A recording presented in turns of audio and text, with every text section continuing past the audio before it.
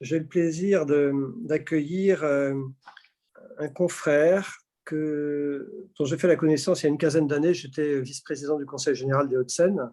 J'étais en charge de la solidarité. Le président à l'époque était Nicolas Sarkozy, président du conseil départemental. Et puis j'ai vu arriver dans mon bureau un homme hyper actif, qui parlait à toute vitesse, qui m'avait présenté un nombre de projets incroyables. En 15 minutes, j'avais eu le droit à 25 projets. Et en fait, cet homme, c'est celui qui est devant vous aujourd'hui, c'est le docteur Jean-Paul Hamon. La désertification médicale qui s'étend, l'Île-de-France est devenue, je crois, à plus de 50% en zone prioritaire à équiper. Clamart, qui n'est quand même pas une zone, a perdu 7 de ses médecins généralistes qui n'ont pas été remplacés. Remettre en place une véritable coordination entre la ville et l'hôpital.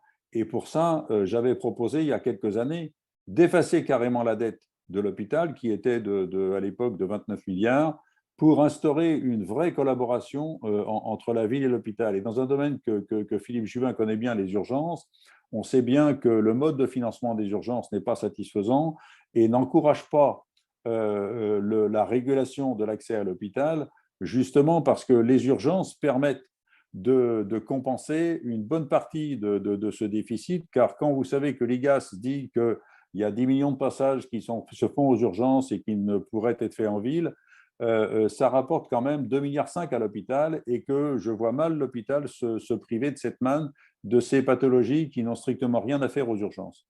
On pourrait avoir une équipe restreinte qui communiquerait avec l'hôpital, qui serait en liaison avec l'hôpital. Ça raccourcirait les hospitalisations et ça éviterait sûrement des hospitalisations, et ce serait la base de la collaboration entre la ville et l'hôpital. Il faudrait d'abord créer les conditions de l'attractivité du métier, c'est-à-dire avoir l'assurance d'avoir du personnel, d'avoir des locaux corrects pour accueillir correctement les internes, et en contrepartie de ce forfait qui permettrait d'avoir des locaux et du personnel, comment je veux dire, assurer que le médecin participe à la continuité des soins. Parce que c'est ça le vrai souci, c'est-à-dire que le médecin s'installe, on lui fait des conditions attractives d'installation avec des locaux, du personnel, et les contreparties, c'est l'accueil d'internes et l'assurance de participer à la continuité des soins en journée et de participer à la continuité des soins en soirée et les jours fériés.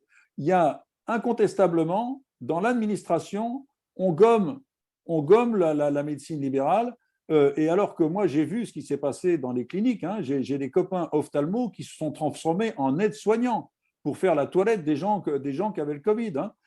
Et ces gens-là ont été complètement occultés. Donc, si vous voulez, il y a vraiment quelque chose dans l'administration qui fait qu'ils pensent sincèrement que la vertu et la qualité sont exclusivement à l'hôpital. Il y en a beaucoup, mais ce serait bien aussi qu'on pense un petit peu à la ville. Et là, je dois dire que la gestion de cette crise, de cette pandémie, a démontré avec l'éclatant oubli de la médecine libérale et notamment de la médecine générale.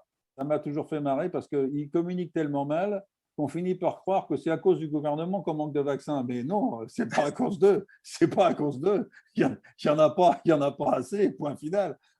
Et puis on va sortir de ce truc parce que bon, on n'a pas fabriqué de vaccins français. Bon, on peut le regretter, mais la machine industrielle s'est mise en route.